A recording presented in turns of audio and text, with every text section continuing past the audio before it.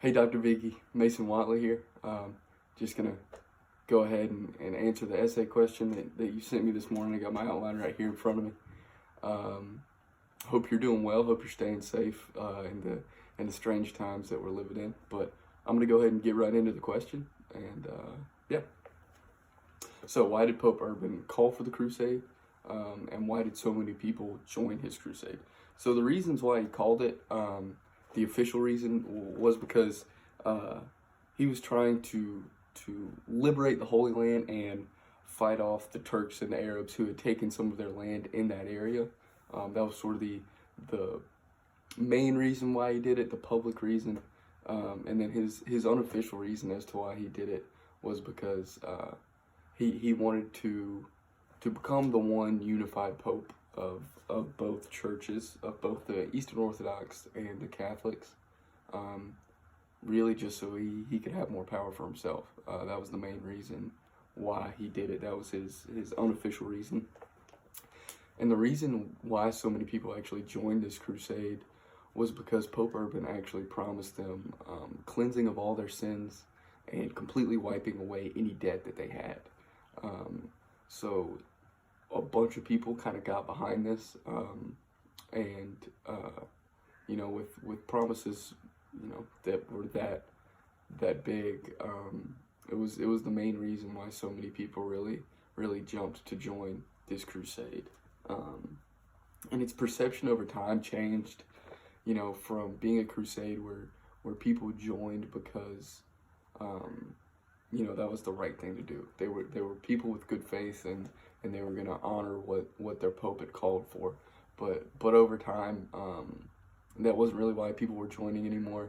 They began to join simply because they wanted their sins wiped away and not have any more debt, and even in some cases make money off of actually joining the crusade.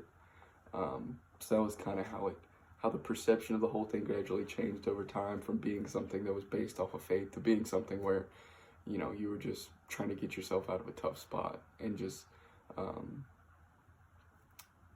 using the promises to join, not really joining for the right reasons, in faith, values. The Muslims, the way they perceived the Crusaders, they really thought they were violent people, lying people. The Christians broke promises with the Muslims that they had. A lot of the times they didn't really treat them well. They didn't treat them like good people. And some reasons as to why their cultures differed so much were simply because of their religious systems and their belief systems and the actions that come along with being in those belief systems and following those religions. And then if I had to choose a place to live, if I was born at that time, personally I would choose to live in Spain, simply because the Muslims' technological and scientific advances were so far ahead of that of the Christians that one, life would be a lot easier to live, and two, it would be more similar to today, so I feel like I could adapt a little bit better. But that's probably the main reason why, and a really good example of it is just the medicine that they had. There weren't as many people dying from disease and things of that nature.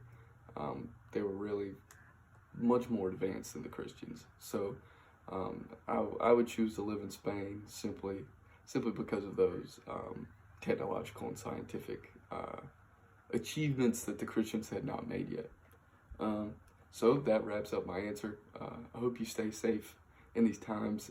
Thank you for being such a great professor this semester. I really enjoyed your class, and I hope you're well.